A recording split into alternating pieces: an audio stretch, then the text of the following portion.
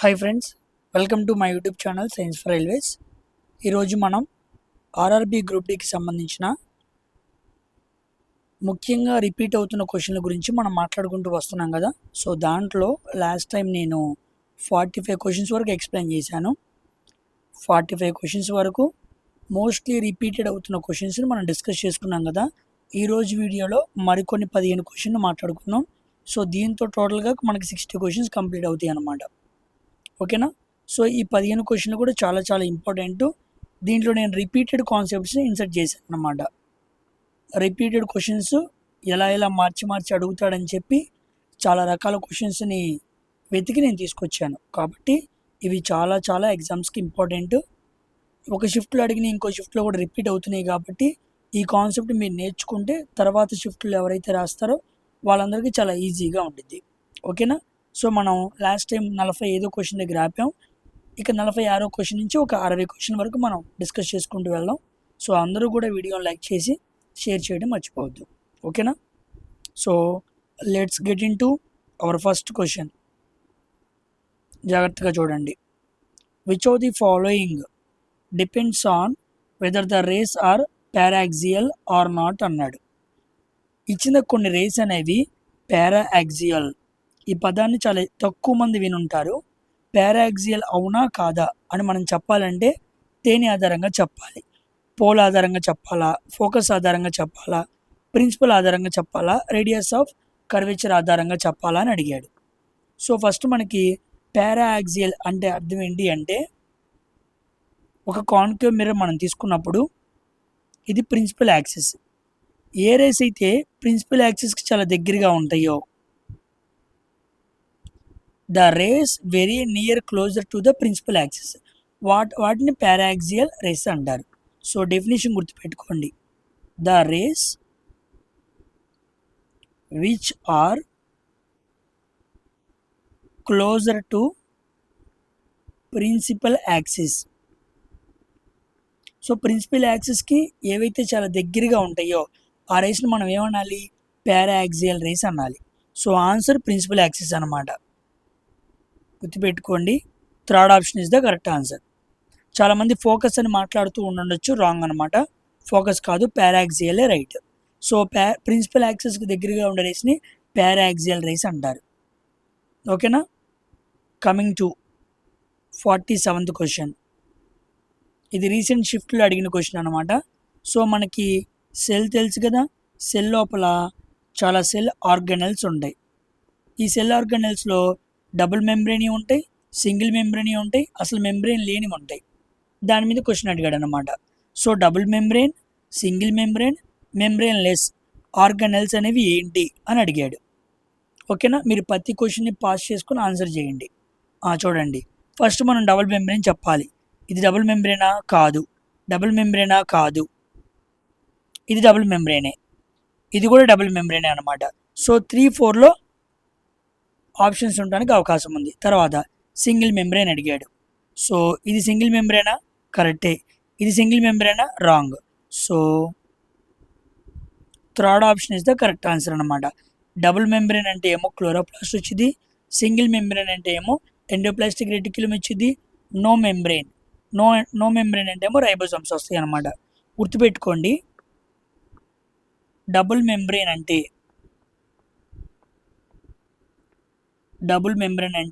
సింపుల్గా MNC company అని గుర్తుపెట్టుకోండి. ఎం అంటే మైటోకాండ్రియా, ఎన్ అంటే న్యూక్లియస్, సి అంటే సైటోప్లాజం కాదు, chloroplast. So mitochondria, nucleus, chloroplast ఈ మూడింటిని కలిపి ఈ మూడింటి డబుల్ మెంబ్రేన్ అనమాట. అంటే 2 పొరలు ఉంటాయి అన్నమాట. ఓకేనా. Next no membrane.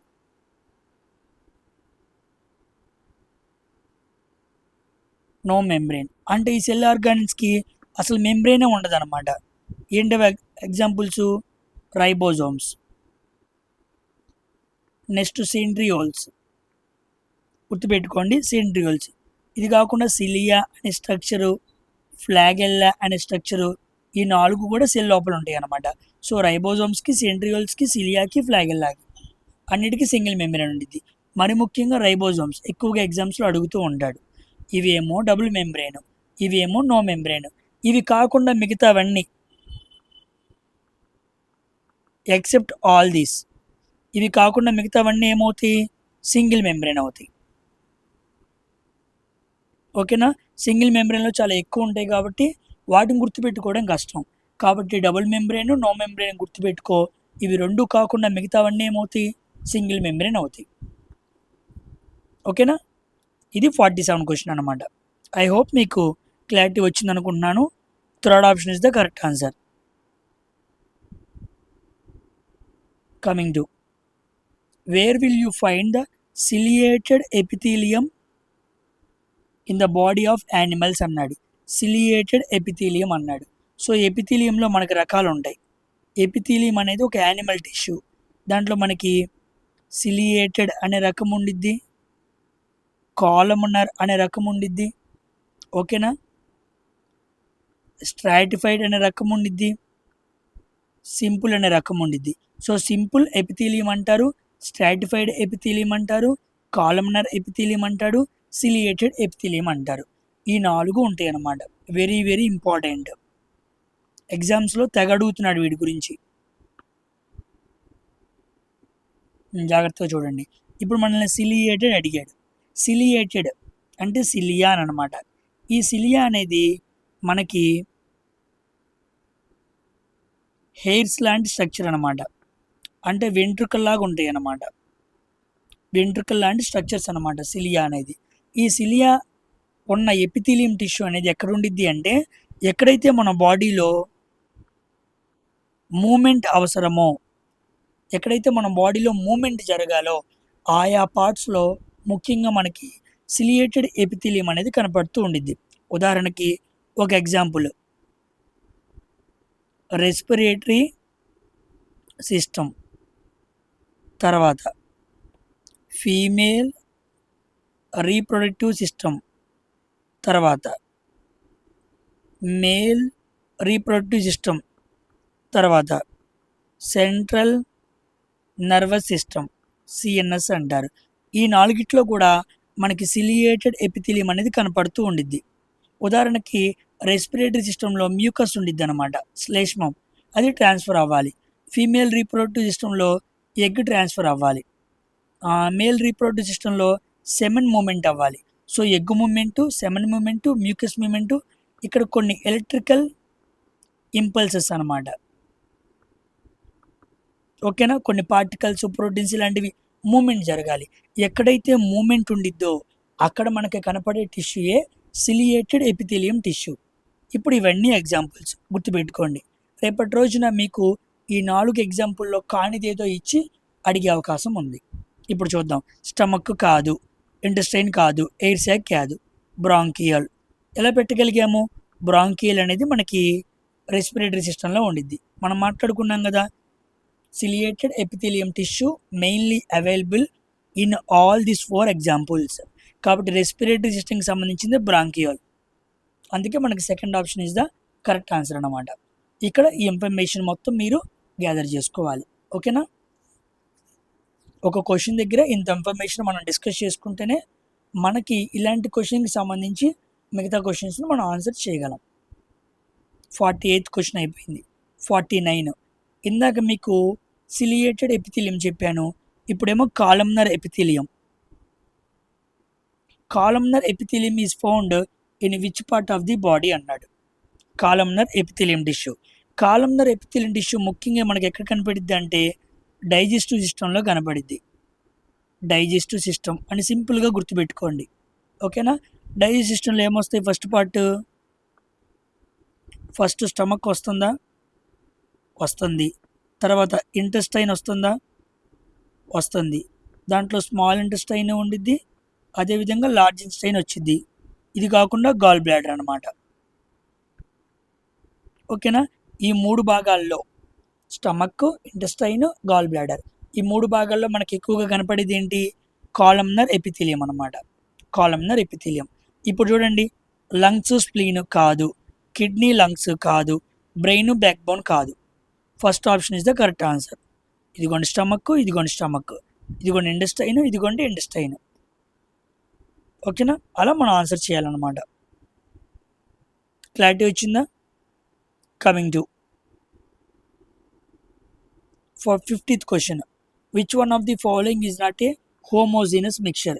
ఇక్కడ నుంచి మీకు మిక్చర్ క్వశ్చన్స్ చాలా వస్తూ ఉంటాయి, వాటన్నిటిని కూడా మీరు చాలా జాగ్రత్తగా ఆన్సర్ చేయండి. చెప్పాం కదా, మిక్చర్స్లో మీకు రెండు రకాలు ఉంటాయి. ఒకటి హోమోజీనస్. హోమోజీనస్ అంటే ఇక్కడ బాగా కలిసిపోతాయి అన్నమాట. ఏంటవి? సొల్యూటు, సాల్వెంట్. సొల్యూటు, సాల్వెంట్ రెండు బాగా కలిసిపోతాయి. మనం చూడంగానే వాటిని వేరువేరుగా ఉన్నాయని గుర్తించలేం. So cannot be seen with naked eye, వాటి మనం చూడలేమన్నమాట. నెక్స్ట్ హెటిరోజీనస్. హెటిరోజీనస్ ఇవి అంత బాగా కలవవు. ఓకేనా, వీటిని మనం చూడొచ్చు. Can be seen with naked I. ఓకేనా, గుర్తుపెట్టుకోండి హోమోజీనస్, హెట్రోజీనస్. ఇప్పుడు which of the following is not a homogeneous అన్నాడు. అంటే నాట్ ఏ హోమోజీనస్ అన్నాడంటే దాని అర్థం ఏంటి? నాట్ ఏ హోమోజీనస్ అంటే దీంట్లో ఏదో హెట్రోజీనస్ ఉండిద్ది అనమాట. నాట్ ఏ హోమోజీనస్ అన్నాడు అంటే దాని అర్థం దీంట్లో ఒక ఆప్షను హెట్రోజీనస్ ఉండిద్ది. దాన్ని మనం పట్టుకోవాలి. బటరా? కాదు. డిస్టిల్డ్ వాటరా? కాదు. షుగర్ అండ్ వాటరా? కాదు. ఆన్సర్ ఏమవ్వాలి? Water in oil. ఎందుకు? వాటర్ ఇన్ ఆయిల్ బాగా కలవదు. మీరు ఆయిల్ని తీసుకెళ్ళి వాటర్లో బాగా కలిపారనుకోండి, కలవదు. కలిసినట్టే కనపడిద్ది కానీ కలవదు.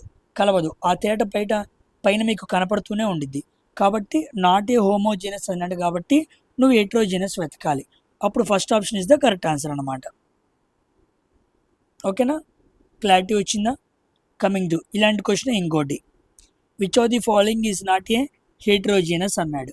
నాట్ ఏ హెట్రోజీనస్ అన్నాడు కాబట్టి కంపల్సరీగా ఫస్ట్ ఒక ఆప్షన్ ఏమవ్వాలి? ఒక ఆప్షన్ మనకి ఏమవ్వాలి? కంపల్సరీగా హోమోజీనస్ అవ్వాలి.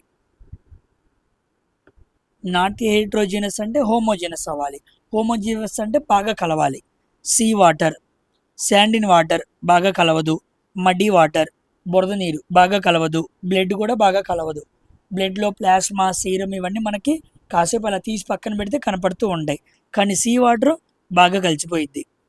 నువ్వు సీ వాటర్ని పక్క తీసుకొచ్చి పెట్టిన తర్వాత ఉప్పు కనపడుతూ ఉండిద్దా? సముద్రపు నీరు ఉప్పుగా ఉండిద్ది కానీ ఉప్పు దాంట్లో కనపడదు. ఓకేనా, కాబట్టి సీ వాటర్ అనేది బాగా కలిసిపోయిద్ది, homogeneous. So sea water is the example. ఈ మూడు కాదనమాట. ఇలా దగ్గర ఆప్షన్స్ ఇచ్చి చాలా కన్ఫ్యూజన్గా అడుగుతూ ఉన్నాడు. ఇవి బాగా అడుగుతున్నాడు, ఫ్రీక్వెంట్గా వస్తున్నాయి అన్నమాట.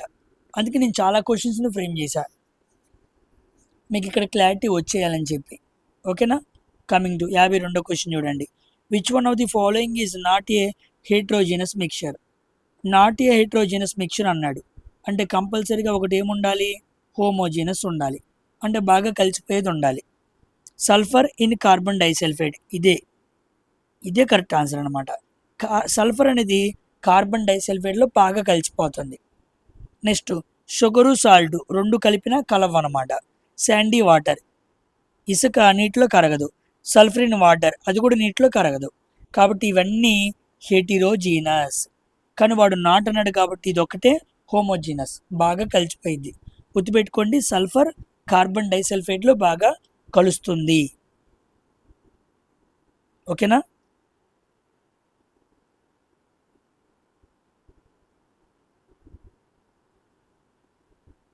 Next which one of the following is not a హెటిరోజీనస్ mixture. Which one of the following is not a హెటిరోజీనస్ mixture అన్నాడు. నాట్ ఏ హెటిరోజీనస్ అంటే దాని అర్థం ఏంటి? ఒక హోమోజీనస్ ఉండిద్ది, అంటే బాగా కలిసిపోయిన కాంపౌండ్ ఒకటి ఉండిద్ది అనమాట. Milk is a heterogeneous, smoke is a heterogeneous, jelly is a heterogeneous. ఇవన్నీ కాదు. ఆన్సర్ ఏమవ్వాలి? ఎయిర్ అవ్వాలి. Air is a homogeneous. Air లోపల మనకు ఆక్సిజన్ ఉంది, నైట్రోజన్ ఉంది, ఆర్గాన్ ఉంది, కార్బన్ డైఆక్సైడ్ ఉన్నాయి. అన్నీ ఏమైపోయినాయి? కలిసిపోయినాయా లేదా? మనం వాటిని వేరు చేయగలుగుతామా అంటే వేరుగా చూడగలుగుతున్నామా లేదు, అన్నీ కలిసిపోయినాయి అన్నమాట. సో బాగా కలిసిపోతే that is homogeneous. So air is the example. So first option is the correct answer అనమాట. కమింగ్ టు ఇది కూడా అలాంటి క్వశ్చన్ ఇంకోటి. The soil is an example of which of the following. The soil అన్నాడు, నిన్న కూడా చెప్పాను. సాయిల్ అంటే ఏంటి, బాగా కలిసిద్దా కలవదు. సాయిల్లో డస్ట్ పార్టికల్స్, శాండీ పార్టికల్స్, దుమ్ము, రేణువులు, రాయిలు అన్నీ వేరువేరుగా కనపడుతూ ఉంటాయి కాబట్టి హోమోజీనస్ కాదు. ఇంకా ఆన్సర్ ఏమవ్వాలి, హెట్రోజీనస్ మిక్చర్ అవ్వాలి. నిన్నే చెప్పాను soil is a heterogeneous mixture. Question కనపడింది కాబట్టి దాని మీద ఫ్రేమ్ చేశాను. ఓకేనా. సో మాలిక్యూలా కాదు, కాంపౌండా కాదు. So fourth option is the correct answer. ఓకేనా. కమింగ్ టు ఈ క్వశ్చన్ చూడండి. A piece of stone tied to a string is made to revolve in a circular orbit of radius R with the other end of the string as the centre. Okay, if the string breaks then the stone will అన్నాడు. ఒక తాడు తీసుకొని తాడుకు రాయి కట్టి దాన్ని ఇలా తిప్పుతూ ఉన్నాడు. అది ఇలా తిరుగుతూ తిరుగుతూ తిరుగుతూ తిరుగుతూ ఉండిద్ది అనమాట. అలా తిరుగుతున్నప్పుడు ఒకరోజు తాడు తెగిపోయింది. తాడు తెగిపోగానే స్ట్రింగ్ బ్రేక్ అవ్వగానే రాయి ఏమైద్ది అన్నాడు. Move away from the centre నుంచి దూరంగా వెళ్ళిద్దా కాదు. మూవ్ టువార్డ్స్ ద సెంటర్ వైపుకి వచ్చిద్దా కాదు. Move along the tangent. Yes, third option is the correct answer అనమాట. కట్ అయిపోగానే ఎక్కడో చోట ఎక్కడ కట్ అయిపోయిందో అలా బయటికి వెళ్ళిపోయింది. ఇక్కడ కట్ అయింది అనుకోండి ఇలా బయటికి వెళ్ళిపోయింది. ఇక్కడ కట్ అయింది అనుకోండి ఇలా బయటికి వెళ్ళిపోయింది. ఇక్కడ కట్ అయితే ఇలా బయటికి వెళ్ళిపోయింది. సో ఎక్కడైతే స్ట్రింగ్ కట్ అయిపోయిందో అప్పుడు ఇనర్షియాని ఫాలో అవుతూ స్ట్రైట్ లైన్లోకి స్టోన్ అనేది ట్రావెల్ చేస్తుంది. సో మనం మాట్లాడుకున్న క్వశ్చన్ డిఫరెంట్గా అడిగాడు. సో మూవ్ ఎలాంగ్ ద ట్యాంజెంట్ని ఫాలో అవుతూ బయటకు వెళ్ళిపోతూ ఉండిద్ది. దీన్నే ట్యాంజెంటియల్ వెలాసిటీ అంటారు. యూనిఫామ్ మోషన్లో మనకి ఏ వెలాసిటీ ఉండిద్ది, ట్యాంజెంటియల్ వెలాసిటీ ఉండిద్ది, గుర్తుపెట్టుకోండి. సో ఇది కూడా కాదు. ఓకేనా. Coming to A compressed spring అంటే ఒక స్ప్రింగ్ తీసుకొని మనం కంప్రెస్ చేయంగానే dash energy is compare to the normal spring అన్నాడు. ఒక నార్మల్ స్ప్రింగ్ ఇది, దీంట్లో పొటెన్షియల్ ఎనర్జీ mgh అనుకోండి. ఇప్పుడు ఈ స్ప్రింగ్ నేను ఏం చేశాను, కంప్రెస్ చేసినప్పుడు దగ్గరికి వస్తాయి కదా, ఇలా ఇద్దనమాట. కంప్రెస్ చేశాక ఎప్పుడైతే నువ్వు స్ప్రింగ్ని, ఇది PE1 ఇది PE2 mgh, ఓకేనా. ఎప్పుడైతే నువ్వు స్ప్రింగ్ని కంప్రెస్ చేస్తావో, కంప్రెస్ చేయకముందు నార్మల్గా ఉంది, కంప్రెస్ చేసిన తర్వాత కంప్రెస్ అయింది, అప్పుడు ఎనర్జీ ఎలా ఉండిద్ది అన్నాడు. లెస్ ఉండిద్దా, జీరో ఉండిద్దా, సేమ్ ఉండిద్దా, మోర్ ఉండిద్దా. బాగా గుర్తుపెట్టుకోండి. Compressed spring has more energy compared to normal one. Compressed స్ప్రింగ్లో ఎనర్జీ ఎక్కువ ఉండిద్ది అనమాట. So PE2 it is greater than PE1. ఓకేనా. So compressed spring has more energy compared to normal spring. మిమ్మల్ని ఇలా స్టేట్మెంట్ ఆధారంగా కూడా తర్వాత షిఫ్ట్లో అడగచ్చు. ఇప్పుడైతే ఇలా అడిగాడు, తర్వాత షిఫ్ట్ వైజ్ ఇలాగా పాయింట్స్ వైజ్గా అడగచ్చు. కాబట్టి fourth option is the correct answer. More energy ఉండిద్ది అనమాట. ఓకేనా. తర్వాత 57వ question. What happens if the reverberation time is too large అన్నాడు. గుర్తుపెట్టుకోండి, రివర్బిరేషన్ అనేది మనకి సౌండ్లో వచ్చే టాపిక్ అనమాట. జాగ్రత్తగా వినండి. ఉదాహరణకి నేను ఒక హాల్లోకి వెళ్ళి క్లాప్ కొట్టంగానే నేను క్లాప్ కొట్టింది ఒకసారి, ఇది సోర్స్ అనుకుందాం. ఓకేనా. నేను ఎప్పుడైతే ఒక సినిమా హాల్లోకి వెళ్ళి క్లాప్ అలా కొట్టానో, అలా కొట్టిన తర్వాత నేను క్లాప్ కొడతాం ఆగిపోయింది. సోర్స్ ఒకసారే కొట్టాను, వన్ టైం కొట్టాను. అలా కొట్టిన తర్వాత అదే సౌండ్ చాలా సార్లు వినపడుతూనే ఉంది. అంటే మల్టిపుల్ రిఫ్లెక్షన్స్ జరుగుతుంది. Multiple reflections of sound. ఈ మల్టిపుల్ రిఫ్లెక్షన్స్ ఆఫ్ సౌండ్నే మనం ఏమంటామంటే రివర్బరేషన్ అంటాం. ఓకేనా, దాన్ని ఏమంటాం రివర్బరేషన్ అంటాం. అంటే ఒకసారి ఒక సౌండ్ క్రియేట్ అయిపోయి ఆ తర్వాత కంటిన్యూస్గా ఆ సౌండ్ గురించి వస్తూనే ఉండిద్ది అనమాట. కంటిన్యూస్గా ఎకోస్ వస్తూనే ఉంటాయి అన్నమాట. అయితే ఎకోస్ అన్ని మధ్య అయిపోతాయి. ఈ ఎకో వస్తున్నప్పుడే మధ్య నుంచి ఇంకో ఎకో వచ్చింది, ఇది వస్తున్నప్పుడు మధ్య నుంచి ఇంకోటి వచ్చింది, అన్నీ ఏమవుతాయి, క్లమ్స్ అవుతాయి అన్నమాట, కలిసిపోతాయి అన్నమాట. అంటే ఒక సౌండ్ మనం ఒక్కసారి కొట్టిన తర్వాత దాని నుంచి మల్టిపుల్ రిఫ్లెక్షన్స్ అనేవి వచ్చి అవన్నీ కలిసిపోయి మనకి క్లారిటీ ఉండదు. సో ఎప్పుడైతే రివర్బరేషన్ జరిగిద్దో సౌండ్లో క్లారిటీ ఉండదు అని గుర్తుపెట్టుకోండి. Very very important. ఓకేనా. కాబట్టి మల్టిపుల్ రిఫ్లెక్షన్స్ ఒకేసారి జరిగిపోయింది అనుకోండి, అప్పుడు రివర్బరేషన్ టైం ఏమైపోయినట్టు, పెరిగిపోయినట్టు. అలా పెరిగిపోయినప్పుడు ఎకోస్ ఆర్ ప్రొడ్యూస్డ్, చాలా ఎకోస్ వస్తాయి అన్నమాట. కానీ వాటి మధ్య ఏముండదు, క్లారిటీ ఉండదు. ఓకేనా. ఈ ఎకో వినపడుతున్నప్పుడే మధ్యలోనే ఇంకో ఎకో వచ్చింది అనమాట, ఈ ఎకో వినపడుతున్నప్పుడే మధ్యలో ఇంకో ఎకో వచ్చింది, దానివల్ల నో క్లారిటీ. కాబట్టి రివర్బరేషన్ ఎక్కువైంది అనుకోండి మనకి క్లారిటీ తగ్గిపోయిద్ది. ఓకేనా. రివర్బరేషన్ వేరు, ఎకో వేరు. ఓకేనా, గుర్తుపెట్టుకోండి. ఎకో అంటే అర్థమైందంటే, ఉదాహరణకి ఒక సౌండ్ నువ్వు అరిచావు, ఒక సౌండ్ నువ్వు అరవంగానే రాధా అని గట్టిగా అరిచావు, ఎమ్మటినే అది కొండకు తగిలి రాధా అని కూడా వినపడిద్ది. దీని మధ్య ఏముండిద్దంటే 0.1 సెకండ్ గ్యాప్ ఉండిద్ది.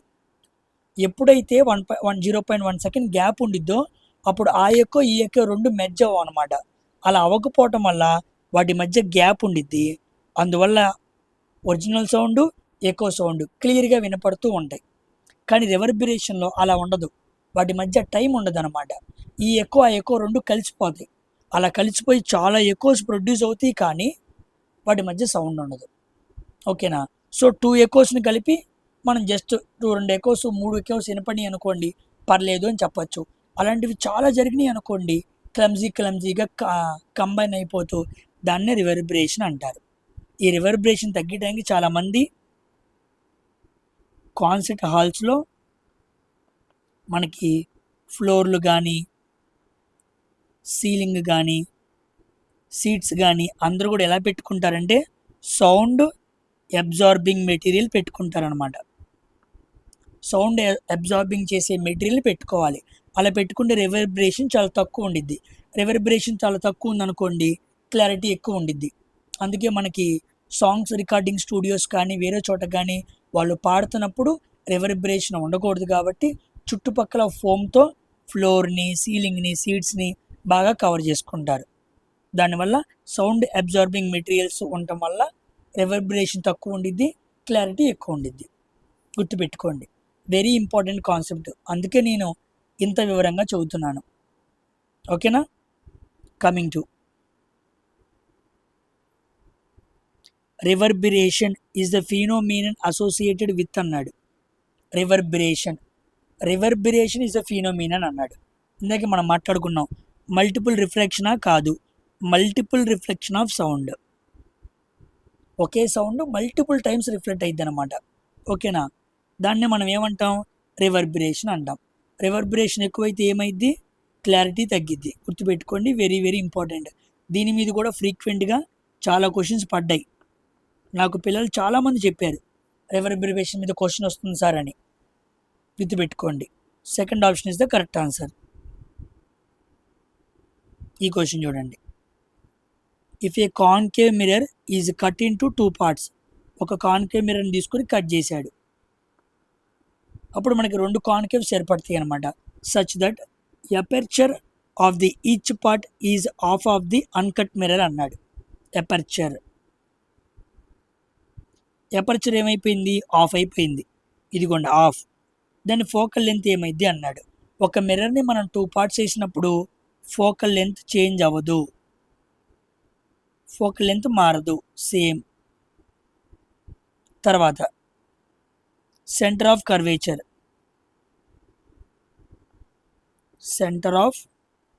కర్వేచర్ అది కూడా మారదు. ఎలా ఉండిద్ది, సేమ్గా ఉండిద్ది. సో నువ్వు మిర్రర్ని కట్ చేసినప్పుడు అది 2 పార్ట్స్గా మారినప్పుడు ఫోకల్ లెంత్ మారదు, సెంటర్ ఆఫ్ కర్వేచర్ మారదు.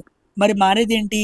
అపర్చర్ చేంజ్ అవుతుంది. అపర్చర్ అంటే ఒక మాటలో చెప్పాలంటే diameter of the reflecting surface. ఓకేనా, ఇది రిఫ్లెక్టింగ్ సర్ఫేస్ అనమాట, దాని డయామీటర్ అనమాట. ఓకేనా, మనం ఇలా గీసామనుకోండి, ఈ మొత్తాన్ని డయామీటర్గా రిప్రజెంట్ చేయాలి. అది ఆఫ్ అవుతుంది, కానీ ఫోకల్ లెంత్ మారదు, సెంటర్ ఆఫ్ కర్వేచర్ మారదు. సో ఫోకల్ లెంత్ అన్నాడు, లెస్ దెన్నా కాదు, మోర్ దెన్నా కాదు, equal to the uncut mirror. Cut చేయకముందు ఎంత ఉందో కట్ చేసిన తర్వాత కూడా అంతే ఉండిద్ది. ఏంటది? Focal length, centre of curvature. రేపటి రోజున సెంటర్ ఆఫ్ కర్వేచర్ మీద క్వశ్చన్ ఫ్రేమ్ చేస్తాడు, జాగ్రత్తగా మీరు ఆన్సర్ చేయాలి. ఓకేనా, coming to 60th question. Which are the following cell in human body is an example of single cell which can change its shape అన్నాడు. అంటే మన body, which are the following cell in human body అంటే human బాడీలో ఉండే ఒక cell గురించి అడిగాడు. Okay, ఏమన్నాడు? Which can change its shape అన్నాడు. అంటే ఆ కణం, మన హ్యూమన్ బాడీలో ఉండే ఆ కణం ఏమైందంట, తన షేప్ని చేంజ్ చేసుకుంది అనమాట, సో ఈ నాలుగిట్లో ఏం చేంజ్ చేసుకునేది అన్నాడు. చెప్పండి, ఏం చేంజ్ చేసుకునేదో? ఆర్బీసీయా, డబ్ల్యూబీసీయా, థ్రాంబిన్నా, ప్రోటోప్లాజమా? డబ్ల్యూబీసీ షేప్ చేంజ్ చేసుకోదు, థ్రాంబిన్ షేప్ చేంజ్ చేసుకోదు, ప్రోటోప్లాజం కూడా చేంజ్ చేసుకోదు. RBC can change its shape. మన హ్యూమన్ బాడీలో ఉన్న ఆర్బీసీ అనేది తన షేప్ని చేంజ్ చేసుకునేది అనమాట, గుర్తుపెట్టుకోండి. ఓకేనా, ఎందుకంటే ఇది హైలీ ఫ్లెక్సిబుల్ అనమాట, హైలీ ఫ్లెక్సిబుల్ కాబట్టి చేంజ్ చేసుకునేది. నెక్స్ట్, సామాన్యంగా ప్లాంట్స్లో చాలా వరకు సెల్స్ అనేవి సెల్ వాల్ ఉండిద్ది అనమాట. సో ప్లాంట్స్లో చాలా వరకు సెల్స్కి సెల్ వాల్ ఉండిద్ది కాబట్టి అవి షేప్ని చేంజ్ చేసుకోవు. తర్వాత మనం యానిమల్స్ చూద్దాం. యానిమల్స్లో సెల్ వాల్ ఉండదు, అందువల్ల అవి షేప్ని బాగా చేంజ్ చేసుకుంటాయి. కాబట్టి షేప్ని మార్చుకునే కణాలు అనగానే ముందు మనం యానిమల్స్ పెట్టాలి. షేపు ఆ కణాలు వాటి షేప్ని మార్చుకొనవు అంటే అప్పుడు మనం ప్లాంట్ సెల్స్ పెట్టాలి. ఓకేనా, గుర్తుపెట్టుకోండి. ఇప్పుడు ఆర్బీసీ ఏంటి? యానిమల్లే కదా, అంటే మనలోను యానిమల్స్లోను ఆర్బీసీ ఉంటాయి కదా, అంటే వాటికి సెల్ వాల్ ఉండదు కదా, అందుకే వాటి షేప్ని ఏం చేసుకున్నాయి? చేంజ్ చేసుకున్నాయి. అలానే అన్ని కణాలు కాదు, కొన్ని కణాలు మాత్రమే ఏవైతే హైలీ ఫ్లెక్సిబుల్గా ఉంటాయో అవి తమ షేప్ని మార్చుకుంటాయి. ఇప్పుడు second option is the correct answer అనమాట. ఓకేనా, గుర్తుపెట్టుకోండి, very very important. Last time మనం ఆర్బీసీ షేప్ ఏంటి అని అడిగాడు. బై కాన్కేవ్ షేప్, లేదా ఓవెల్ షేప్, లేదా డిస్క్ షేప్ అని మనం మాట్లాడుకున్నాం. లాస్ట్ షిఫ్ట్లో ఆర్బీసీ యొక్క షేప్ ఏంటి అని అడిగాడు, గుర్తుపెట్టుకోండి. ఓకేనా, దీంతో 60 క్వశ్చన్స్ కంప్లీట్ అయినాయి. ఓకేనా, సో ఇప్పుడు హోంవర్క్ క్వశ్చన్ అనమాట. The copper used in the copper tea has the following action అన్నాడు. మీకు చెప్పాను నేను, కాపర్ టీ అనేది ఎక్కడ వాడతాం మనం? కాంట్రసెప్టివ్ మెథడ్ అంటే గర్భ నిరోధక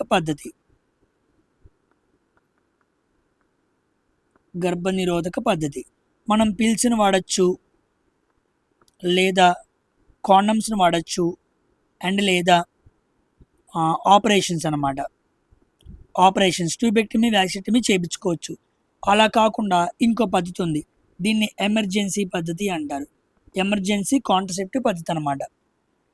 దీంట్లో ఏం చేస్తారంటే గర్భాశయంలోనికి ఒక కాపర్ టీ, ఒక ప్లాస్టిక్ తీసుకొని ఇలా రౌండ్ చుట్టి ఈ కాపర్ టీ అనే ఒక ఇన్స్ట్రుమెంట్ని లోపల ఇన్సర్ట్ చేస్తారనమాట. ఏమీ లేదు, ఒక ప్లాస్టిక్ తీసుకొని దానికి కాపర్ తీగని చుట్టి లోపల పెడతారనమాట. ఇలా పెడతాం వల్ల గర్భనిరోధక పద్ధతి అంటే గర్భం దాల్చకుండా ఉండిద్ది అనమాట. ఓకేనా, ఇది మీకు ఇన్ఫర్మేషన్ ఇస్తున్నాను. నెక్స్ట్, ఇప్పుడు మీరు క్వశ్చన్ ఆన్సర్ చేయాలి. కాపర్ టీలో కాపర్ని ఎందుకు వాడాడు? కాపర్ టీ ఇన్స్ట్రుమెంట్లో మనం ఏం వాడతాం అనుకున్నాం? కాపర్ తీగను వాడతారని మాట్లాడుకున్నాం కదా. ఎందుకు కాపర్ తీగను మాత్రమే వాడారు? ఐరన్ తీగనో వేరే తీగను వాడచ్చు కదా, లేదా ప్లాస్టిక్ మెటీరియల్స్ని వాడచ్చు కదా. ఒక ప్లాస్టిక్ టీ లాంటి షేప్ దానికి ఎందుకు కాపర్ తీగను మాత్రమే వాడారు? ఓకేనా, ఫస్ట్ ఆప్షనా, సెకండ్ ఆప్షనా, థర్డ్ ఆప్షనా, ఫోర్త్ ఆప్షనా కామెంట్ సెక్షన్లో రాయండి. ఓకేనా? సో మీకు తెలిసిన ఏమైనా క్వశ్చన్స్ ఎగ్జాక్ట్గా ఇలా అడిగాడు అని అర్థమైతే కామెంట్ సెక్షన్లో ఆ క్వశ్చన్ ఎగ్జాక్ట్గా రాయండి. ఆ క్వశ్చన్ నేను తీసుకొని కంపల్సరీగా ఎక్స్ప్లెయిన్ చేస్తాను. ఓకేనా? సో ఇక్కడితో వీడియోని ఫినిష్ చేస్తున్నాను. అందరూ కూడా వీడియోని చూసి లైక్ చేసి షేర్ చేయడం మర్చిపోవద్దు. మరొక వీడియోతో కలుద్దాం. బాయ్.